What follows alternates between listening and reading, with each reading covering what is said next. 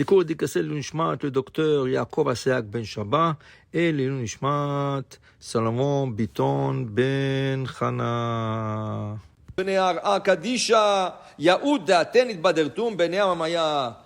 Quand il y avait l'exil de Babylone, le premier exil, le premier temple qui a été détruit par Nebuchadnezzar, il a exilé la majorité du peuple, il a exilé en Babylone. Mais il y avait des Juifs qui sont restés en Israël. C'est des Juifs qui étaient âgés. Alors, Nebuchadnezzar n'était pas intéressé de les exiler. Alors, il a gardé un peu du Juif en Israël. Maintenant, Shalchu Lehu, ceux Juifs qui sont restés en Israël ont envoyé une lettre aux Juifs exilés à Babylone. Et dans la lettre, ils ont dit comme ça, c'est vrai, vous êtes dispersés, vous êtes sortis d'Israël pour aller dans l'exil. Ve'atun, et vous êtes le bar me'ar Kadisha. Vous êtes maintenant hors de la terre sainte, hors d'Israël. Ve'yaot lechol mifke alaychu. Et c'est vrai qu'on doit pleurer pour vous, que vous êtes exilés et vous êtes plus sur la terre sainte. Denafaktun menaora lechashuka. Vous êtes sortis de la lumière à l'obscurité. Ke avda denafik mi bemare, comme un esclave qui a été rejeté de la maison de son maître. Mais ils leur disent, avalanan, mais ceux qui sont restés en Israël doivent pleurer plus. Eux, ils ont été exilés, ils doivent pleurer. Mais ceux qui sont restés en Israël doivent pleurer plus. Pourquoi ils doivent pleurer plus? Il lui dit, parce que de Anan, Bena'a de Matronita, nous sommes les enfants de la reine. Ve Anan mibne beta, et nous sommes de la maison du roi. Ve Adina Niekara de Maré Alma, on connaît la valeur et l'importance de Maré Alma, du maître du monde. Ve Lania Ot le Mifke. Et nous, on doit pleurer. Pourquoi? Parce que maintenant, on cherche notre mère et on ne la trouve pas. Qui est notre mère? Shekhinah, la présence divine. Et pourquoi? Dit le Zohar, parce que Ke'ima livra comme une mère pour son fils. Quand le fils il fait une bêtise, le père il vient, laisse-moi, je veux le frapper. Pourquoi il a fait ça? Qu'est-ce que la mère? Non, laisse-le, il est petit, il ne savait pas. La mère, elle défend son fils. La Shekhinah a toujours défendu l'âme Israël. Il y avait un certain point que c'était plus possible, parce que c'était trop, il y avait trop de péchés, il y avait trop de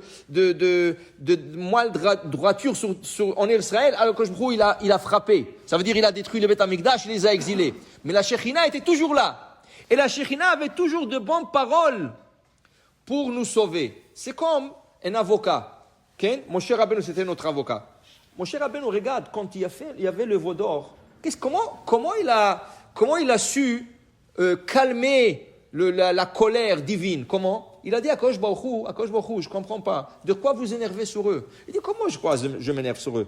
Ils n'ont même pas observé le premier commandement. Anochi Adonai Elohecha asher hotziti chametz Misraim. La moindre chose. Je suis le Dieu l'Éternel. Vous êtes partis chercher un autre Dieu. Vous n'avez pas honte. Comment ils n'ont pas honte?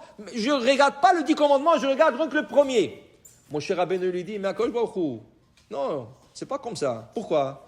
Tu m'as dit, Anochi Adonai Elohecha, je suis ton Dieu à toi, Moshe. Tu n'as pas dit Elohechem. Tu t'es jamais adressé à eux. Alors c'est pas leur faute. Ils pensaient que tu t'adresses à moi. Et dans ce cas, tu leur as jamais dit Anochi Adonai Elohechem. Sachez que cet argument a été accepté. Cet argument a été accepté. Qui c'est qui va venir dans la Torah et il voudra défoncer cet argument? Korach. Et c'est pour ça que Moshe a perdu patience avec lui. Moshe était très patient dans toutes les situations. Manachnouma, qu'est-ce que vous voulez de moi? Qu'est-ce que je vous ai fait? Tout chaque fois. Qu'est-ce qu'ils veulent de moi et tout ça? Mais avec Korach, il a perdu patience. Pourquoi? Korach voulait défoncer l'argument de Moshe Rabbeinu. Il allait nous faire tomber dans la faute du veau d'or deuxième fois. Ça veut dire que Akadosh Baruch Hu nous aurait puni pour la faute du veau d'or. Pourquoi? Qu'est-ce qu'il dit Korach à Moshe Rabbeinu? Ki kol ha'eda kulam kedoshim. Toute l'assemblée est sainte. Regardez qu'est-ce qu'il dit Rashi. Qu'est-ce qu'il voulait dire en ça? Qu'est-ce qu'il voulait dire? Kulanu shamanu bisinai anochi Adonai Elohecha. On a tous entendu à Sinaï, je suis Dieu ton éternel. Alors pourquoi tu es plus important que moi et que n'importe quoi? Moshe a perdu patience avec lui. Pourquoi? Parce que maintenant, l'argument que Moshe a utilisé pour sauver le peuple, lui est en train de renverser et dire Kulanu shama'anu. On a tous entendu Anochi Hashem Elokecha. Alors il est le Dieu, notre Dieu à tous. Mais si tu dis ça, ça veut dire que tu es coupable pour la faute du veau d'or. Qu'est-ce que Moshe dit? Tout de suite, il dit non, que la terre s'ouvre et l'engloutit celui-là. Celui-là, il va enterrer tout le peuple vivant. Alors il vaut mieux que la terre s'ouvre et il l'engloutit à lui. Moshe, c'était l'avocat d'Am Israël. Okay? Il sauvait l'Am Israël de plusieurs fois. Okay? Et encore, dans le Meragelim, dans chaque chose. Alors la Shekhinah, elle faisait la même chose. Quand on est rentré en Israël, qui c'est qui nous a défendu? Moshe n'est pas rentré avec nous, c'est la Shekhinah. Chaque fois qu'il faisait une faute, la Shekhinah défendait le peuple d'Israël. Mais maintenant, 10 Bnei Israël qui sont restés pendant l'exil, sont restés en Israël, il envoie une lettre à le gens de Babylone. Vous savez, vous devrez pleurer, mais on doit pleurer plus parce que nous, on est là en train de chercher la Shekhinah, on ne la trouve pas. Et ça, c'est quelque chose de malheureux. L'exil, c'est encore on peut le tenir.